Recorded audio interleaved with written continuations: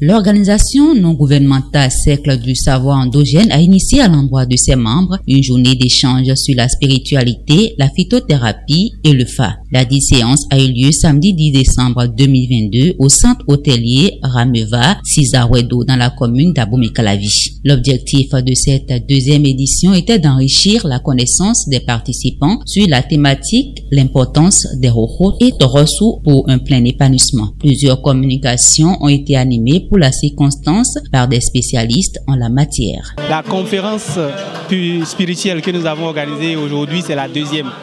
La première, nous l'avons organisée en 2021 et cette année, c'est la deuxième édition. C'est une activité pérenne annuelle de l'ONG Cercle du savoir endogène sur la spiritualité, la phytothérapie et le Fa. Cette année, nous avons développé deux thèmes. Il s'agit de la méditation sur la vie de l'homme et son langage. Ce thème a été développé par Valère Tossou. Valère Foli Tossou, c'est un numérologue, un astrologue qui nous a entretenus sur cette thématique.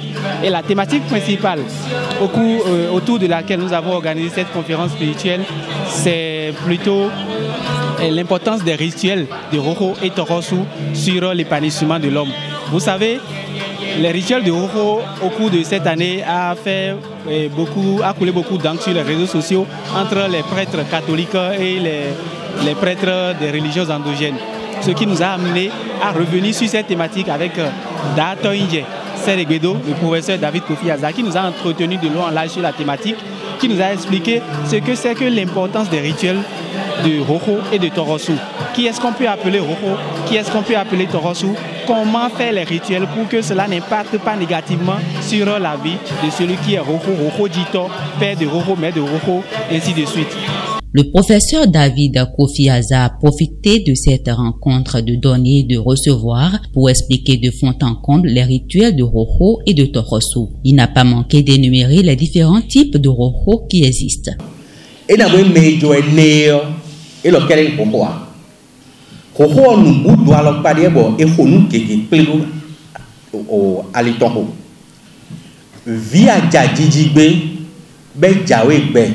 Bodi afodo nu kon yo vie ne Rojo e yo da go bero de Rojo suni mo le de ago suni do ye wan Rojo le si akosu ago ne via jajijigbe be jawe ma pon fie ko ya tun manji ya bo kon jo ho me se do Rojo ne e le do wen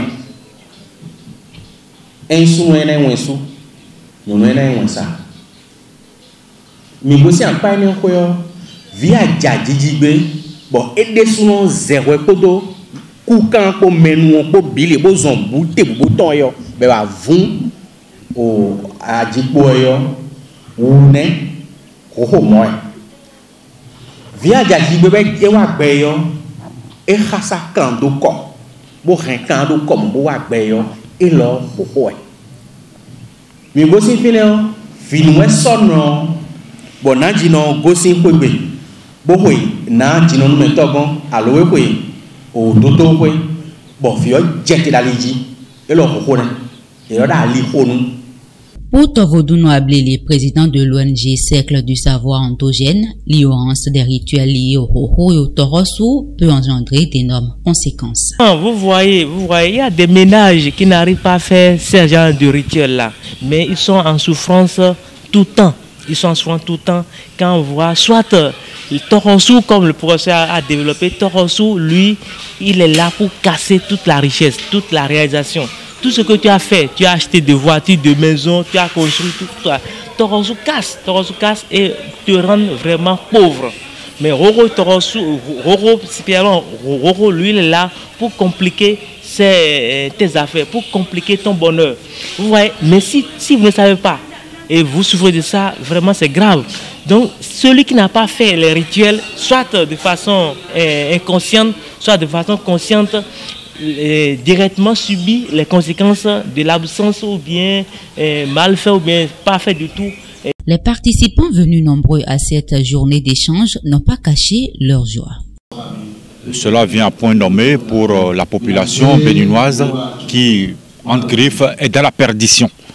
Ceux-là même qui se disent que s'approcher de tout ce qui est endogène, que c'est du satanisme, je crois qu'ils sont en train de faire une grosse erreur. Et cette année particulièrement, je suis très ému. Très ému d'abord par rapport au cadre que nous avons choisi, d'accord, et par rapport à la qualité de la prestation de nos communicateurs. Et aujourd'hui, par exemple, j'ai constaté dans la salle que presque toute la salle a été émue par rapport à un certain nombre de choses. Mes impressions sont bonnes, j'ai beaucoup apprécié et je demande à ce que les fois à venir là, on fasse de sorte qu'il y ait plus de monde à goûter à ce qui se passe ici, parce que c'est très bien pour la vie sociale.